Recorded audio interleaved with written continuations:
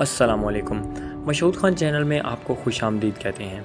जैसा कि आप जानते हैं कि इस चैनल का मकसद आपको हर आने वाले दिन की अहमियत के बारे में बताना है कि आज का दिन तारीख़ में किस अहमियत का हामिल है। तो आज हम बात करेंगे 75 साल पहले 1948 कायद को खराज अकीदत कराची। कायद-ए-आज़म मर गए लेकिन उनका मिशन ज़िंदा है। कायद-ए-आज़म जिंदाबाद। ये यादगार अल्फाज वज़ीर-ए-आज़म जनाब लियाकत अली ख़ान ने मंगल 14 दिसंबर को पाकिस्तान की दस्तूर साज असम्बली के इजलास के इफ्तिताही दिन में कहे, जब उन्होंने ताज़ियाती करारदाद पेश की थी। करारदाद मिस्टर तमीज़ुद्दीन ख़ान के असम्बली के नए सदर के तौर पर मुतफ़िक़ा इंतख़ाबात के बाद की गई।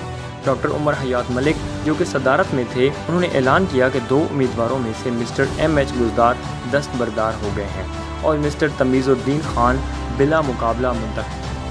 Thanks for watching.